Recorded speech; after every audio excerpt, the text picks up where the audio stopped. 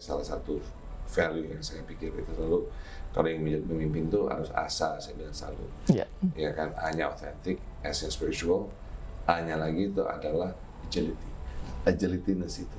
Yeah. Beradaptasi, berinovasi. Kadang-kadang dalam namanya peluang, opportunities, atau melihat peluang bisnis, kadang-kadang kita nggak tahu kita menuju sana. Cuman Allah Subhanahu Wa Taala mungkin yang akan bisa tahu rencana kita mau kemana. Ya.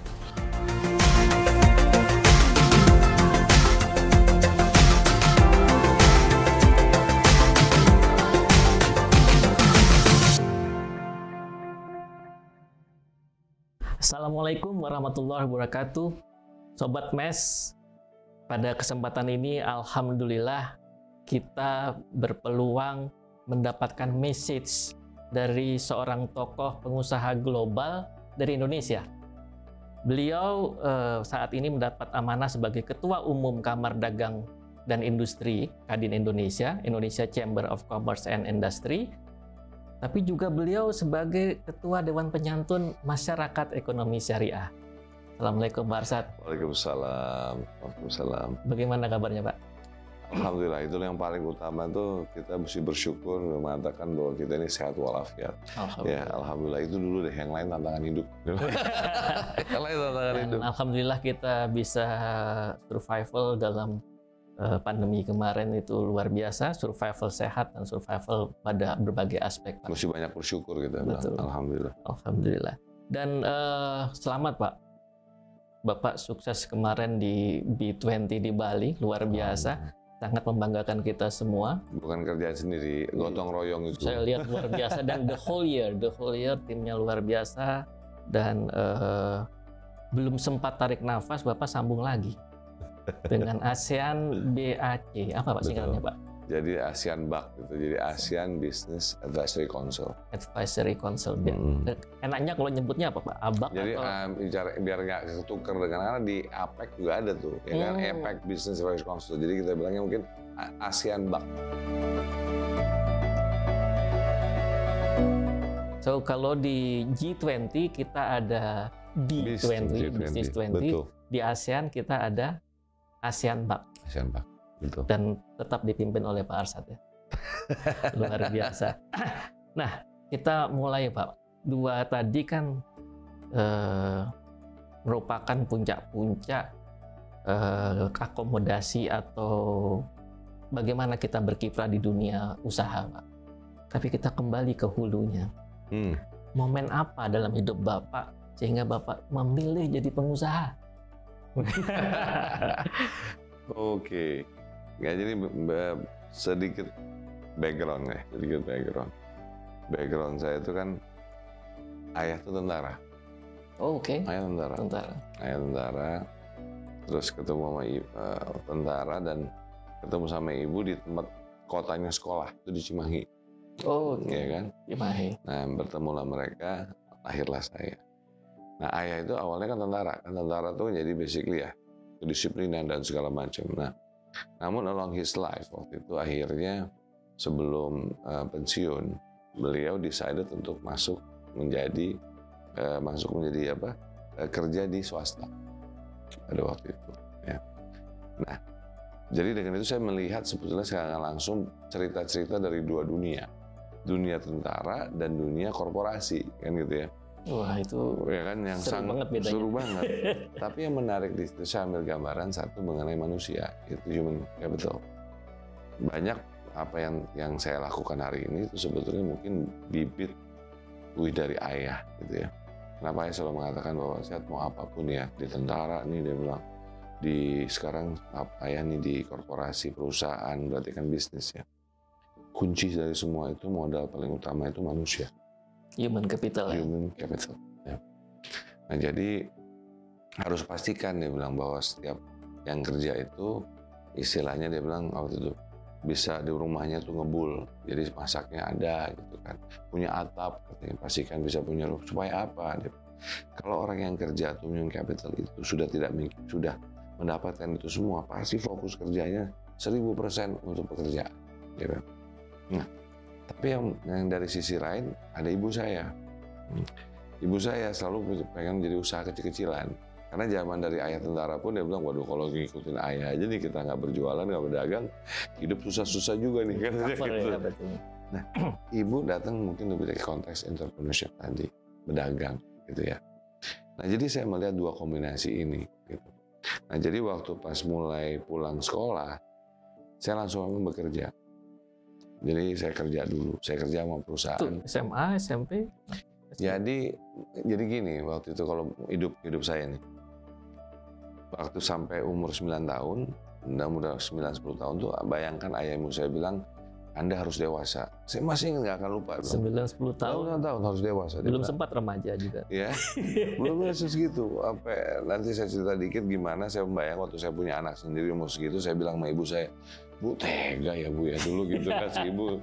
Tapi hasilnya. Tapi alhamdulillah mungkin itu proses kehidupan. Akhirnya saya mesti pindah ke Singapura waktu itu. Dititipkan sama seorang keluarga Arab di sana. Oh. Ya. Karena ayah sama ibu bilang kalau nggak dititipkan sama keluarga Arab nanti lupa tentang agama, dia bilang.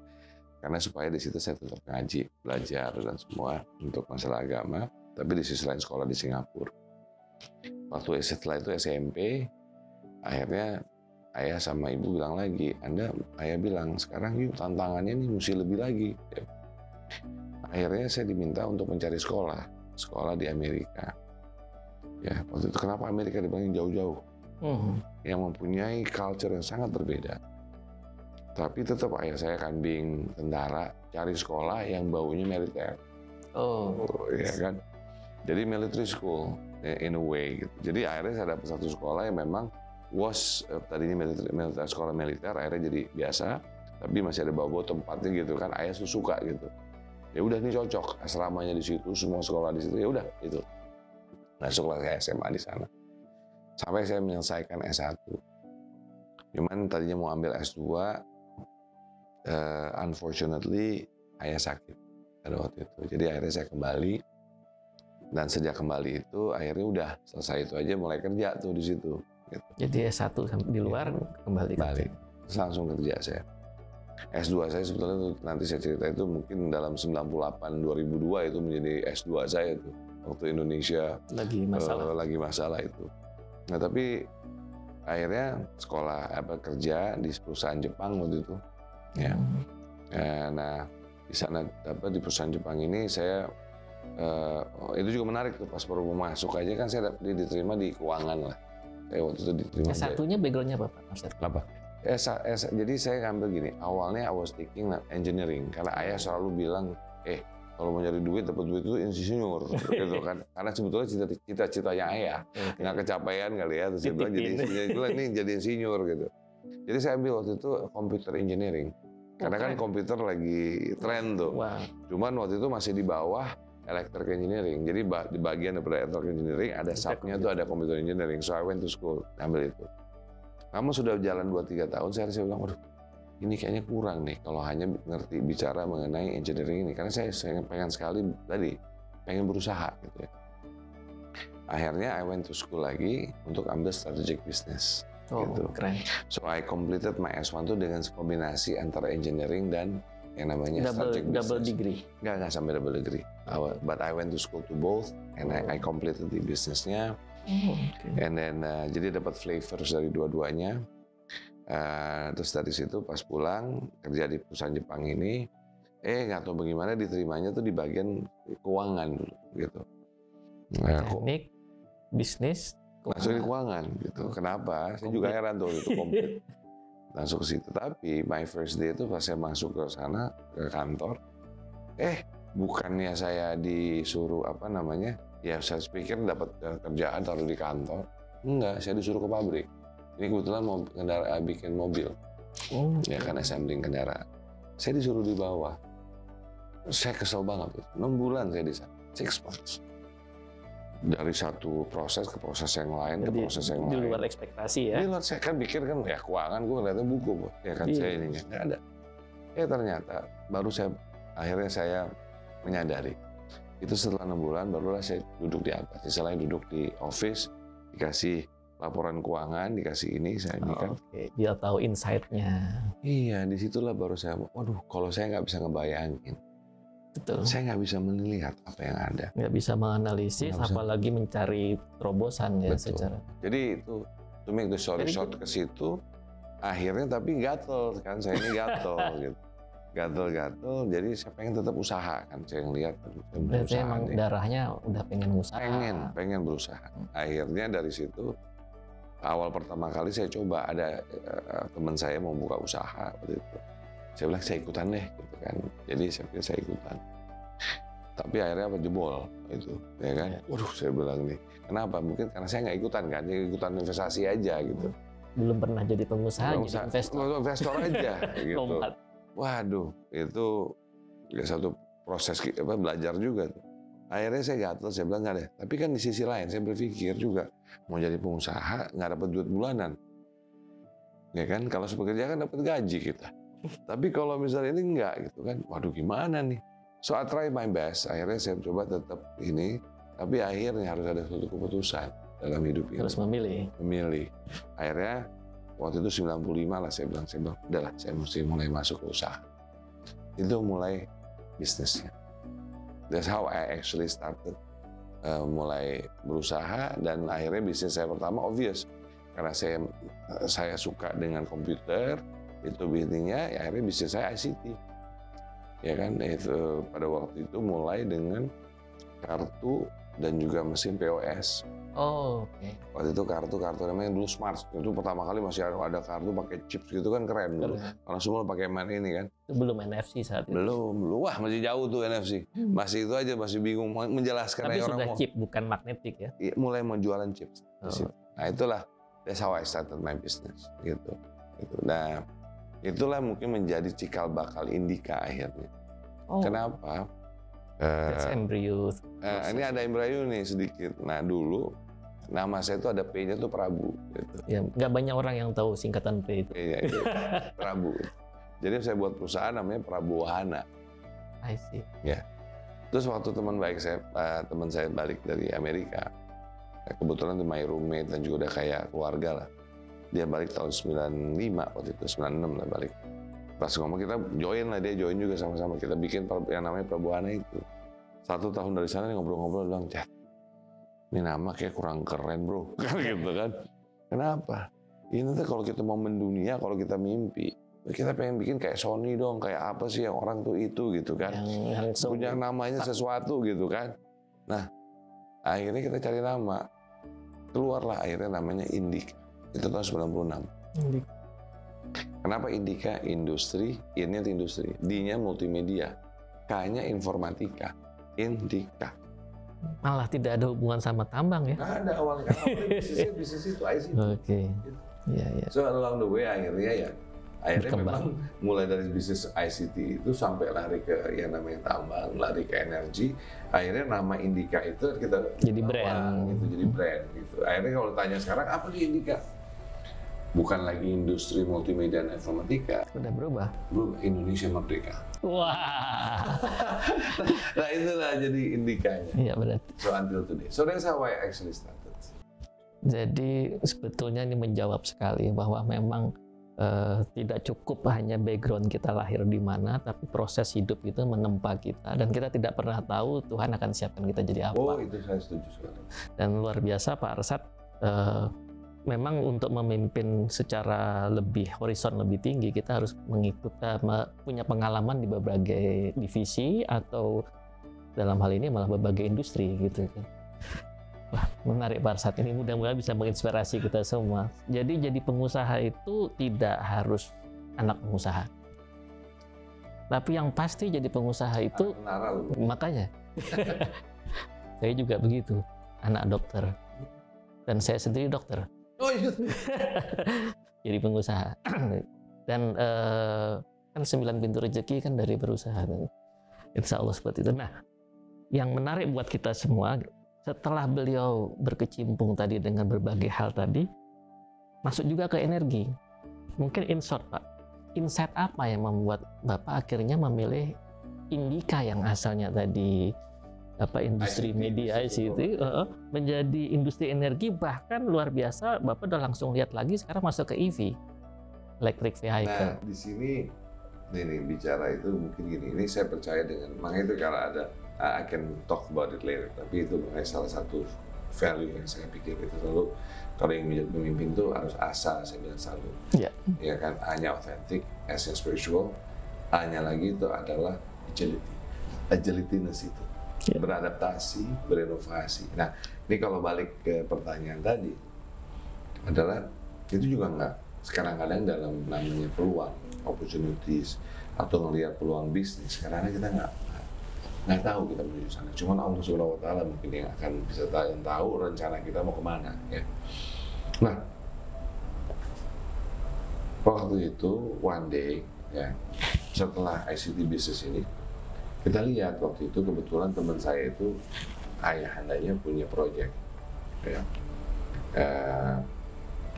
proyek untuk pembangkit listrik. Sayang nih udah ada istilahnya, ya katakanlah ini sudah ada awalnya fondasi, belum jadi nih. Ini PLTA atau PLTU? Listrik, ya kan, tahun 2002-2003. Tapi untuk bikin listrik ini kan nggak gampang, ya kan. Yang paling susah tuh financingnya, gitu. Nah, Indonesia pada waktu itu masih dianggap sebagai political risk country, karena waktu 98 kita kena krisis finansial dan juga political crisis dan segala macam. Dunia melihat Indonesia penuh dengan resiko. Jadi dulu nggak ada tuh fundingnya Jepang, Amerika, apa semua dianggap high risk, not favor for investment. Pada waktu itu gitu. Nah, akhirnya waktu itu saya berpikir, kita mesti lihat nih, mungkin yang lain avenue-nya. Salah satu yang kita lihat terus terang itu China. Wah, ini mungkin China nih jawabannya. Dan yang lain takut. Dan dia lagi naik banget kan? Dia lagi naik sekali, gitu kan. Jadi kita bilang, wah, udah kita ke sana deh. Ya udah berangkatlah ke sana. Mau nyari istilahnya peluang siapa yang bisa membantu membangun ini proyek listrik ini. Lalu juga untuk financingnya, kan gitu ya. Pada waktu itu. Mungkin kalau China lebih berani nih, ya kan? Dan mereka sering di blanket paket ya. Ya kan, mungkin berani datang ketemu lah sama perusahaan-perusahaan listrik di sana, bertemu dengan kaitan untuk financing namanya Sinosure gitu ya, segala macam datang. Dalam diskusi itu tiba-tiba si orang pemakai listrik ini yang untuk kayak perusahaan-perusahaan listrik ini bilang sama kita, tolong mau kita mau beli batu bara, bilang bisa nggak? Kita kerjasama ini beli batu bara di Indonesia. Terkata awalnya, terus bilang ngapain? You produsen batu bara nomor 1-2 di dunia antara Rusia sama Indonesia, sama Cina. Indonesia belum masuk ya? Belum. Cina itu produsen batu bara kok. Saya bilang mau ngapain? Nah, ini akan ada perubahan policy di China. Ya. Maksudnya gimana? 50% daripada reserve itu akan menjadi di reserve untuk masa depan. Tahun segitu mereka sudah 2002. Jadi sebetulnya mereka masih punya banyak reserve. Cuma mereka mengatakan bahwa dia bilang dia mau reserve 50%. Jadi akan terjadi government policies. Sampai waktu itu masalah hutan dan segala macam. Dia juga mau preserve hutan dan segala macam. Ya. Salah satu batu bara. Akhirnya bilang ya udah kalau gitu. Akhirnya itu ide pertama batu bara. Ya, tapi itu pas balik kita dapat nih perusahaan batu bara nih kita bisa mau beli nih di Kalimantan. Terus si China bilang tenang, aku kasih uang DP deh, dia bilang. Oh, tambah enak. Kalau DP bisa jadi modal nih, kan gitu. Betul. Pikirannya kan pikiran pengusaha. Usaha kan mikir gitu kan. Memang bukan rezeki kali ya. Itu perusahaan bagaimana? Udah kita tanda tangan sekarang akhirnya batal. Udah to make the story short nggak jadi.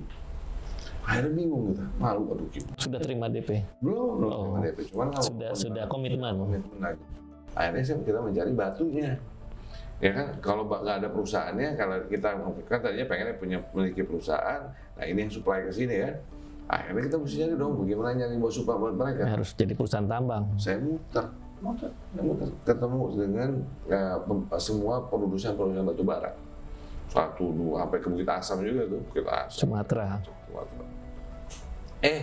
Dapat pas satu perusahaan saya datang minta ini ada kebetulan perusahaan tuh ketemu direksinya orang Korea, marketing directornya situ. Saya bilang saya butuh batu bara nih mau beli ini gitu. Terus dia ngomong Pak, lu belum kenal kalau gitu cuma kita ngomongin dia bilang kenapa nggak ikutan aja, ini perusahaan kita lagi mau proses divestasi. Oh ya, pas. Oh divestasi, oh ya, udah gimana nih? Ya udah banyak yang ikutan sih, dia bilang, Anda ikutan aja. Ya udah, akhirnya kita ikutan, alhamdulillah seperti apa yang terjadi, kita menang, ya kan? Dan akhirnya mendapatkan perusahaan itu. Itulah mulai yang namanya our journey dalam Racing batu bara. Itu baru pertama kali. Jadi bukan by design mau berbisnis batu bara, tapi memang dalam kehidupan bisnis seringkali begitu. Tapi itu tidak akan didapatkan kalau tidak punya entrepreneur. Dan Bapak luar biasa kuat itu. Dan saya merasa gini dalam hidup saya merasa bahwa kalau kita tuh gigih ya, kita bekerja keras, kita fokus, istiqomah. Insya Allah tuh ada. Allah tuh kasih jalannya.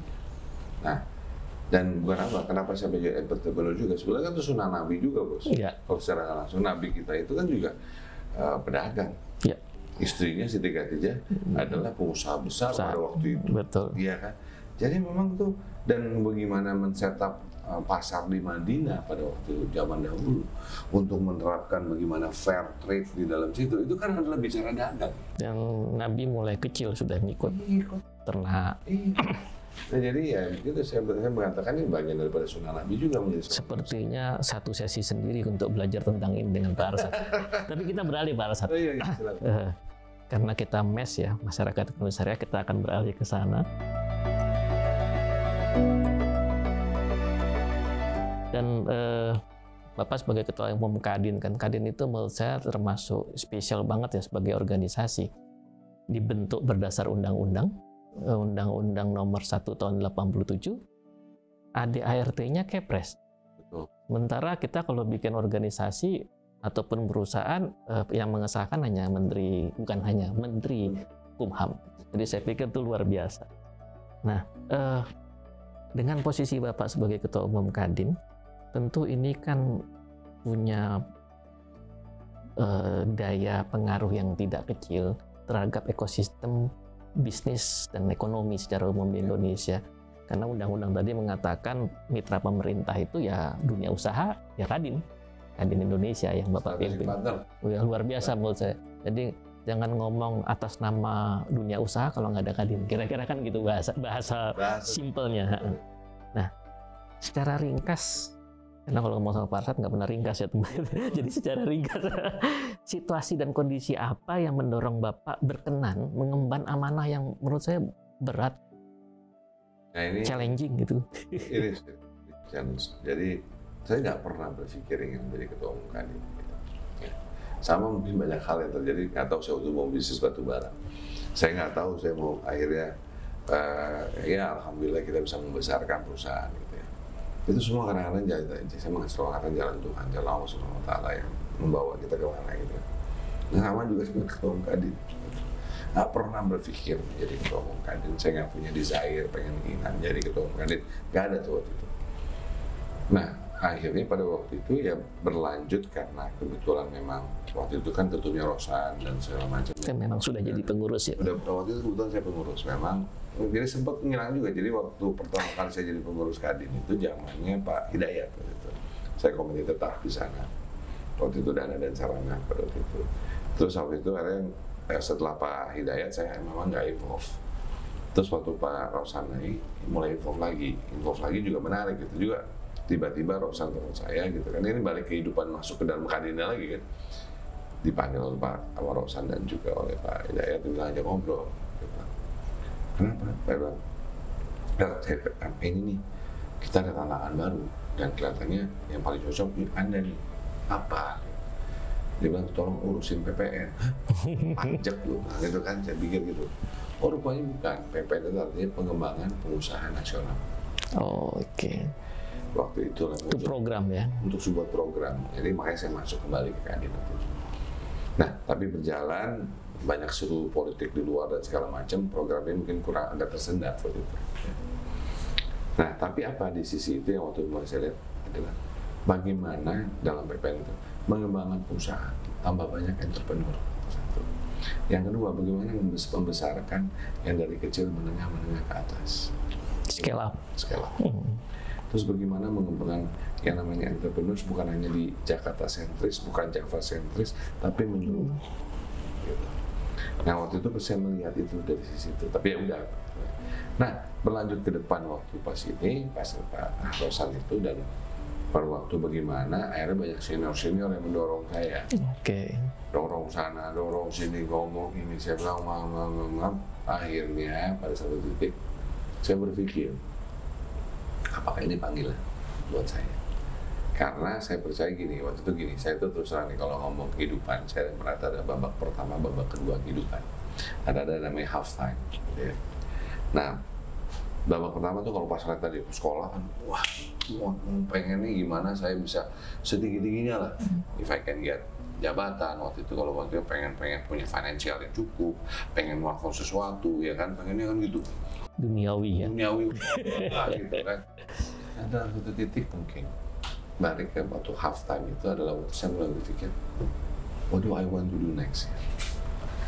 Saya ingin melakukan sesuatu karena ada cerita katanya gini, waktu Anda meninggal, terus kalau kita ngelihat dari atas, ini ada di makam, terus banyak yang ngumpul, kira-kira maunya orang teman-teman itu siapapun yang ada di situ bicara apa sih tentang Anda?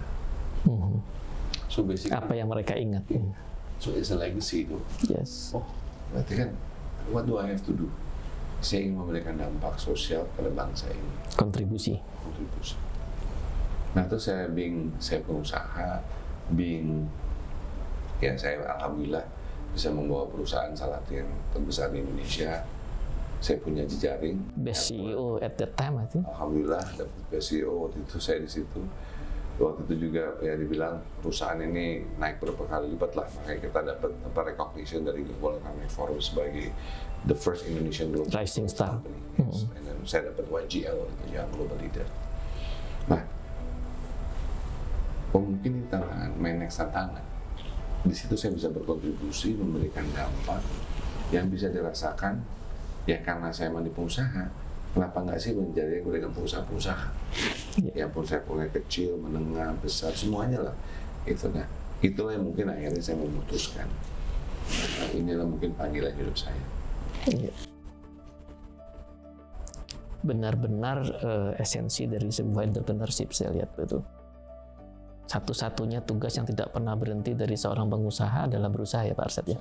Makanya namanya pengusaha. Tapi seringkali banyak yang lupa. Lu bilang pengusaha ya. Bisa usaha terus kan? Iya. Saya mohon maaf dari tadi manggilnya masih tetap Pak Arsyad ya. Sobat Mes, beliau tadi minta dipanggil Mas Arsyad gitu ya. Kalau pakai bro kayaknya kurang pas juga gitu. Ya, lanjutkan dengan Mas Arsyad gitu ya. Jadi Kadin dengan posisinya seperti itu dan Mas Arsyad dapat amanah lagi nih Dewan Penyantun Mes. Nah, dan ini Mes di periode ini saya lihat luar biasa perkembangannya, bersama-sama Kadin juga termasuk periode yang meriah banget ya. Itu kata halus untuk kita jungkir balik ngikutin perkembangan teman-teman begitu kan. Tapi luar biasa. Terakhir juga Kadin Impact Award itu saya lihat luar biasa. Nah, sebagai yang ada di dua posisi tersebut, menurut Pak Arsyad sebaiknya Mes berkontribusi dalam hal tadi, ya masyarakat ekonomi syariah kan tidak hanya pengusaha Pak. Ada akademisi, ada ulama, dan masyarakat as a user itu sendiri. Apa ya kira-kira dalam perspektif Mas Arsyad ini? Kita ini sebagai negara muslim terbesar, tapi bicara industri halal aja deh, kita ke belakang. Ya. Katanya berhasil lebih maju dibanding kita. Untuk peternakan sebagai contoh, kan gitu ya. Malu kan ya. Makanya sampai waktu pas G20 kemarin, saya ngajakin teman-teman yang dari negara-negara Islam lah istilahnya, dengan mana muslimnya banyak. Saya bilang, G20 mesti ada nih Muslim Caucus. Apa aja? Saudi Arabia, Turki, Indonesia sebagai contoh.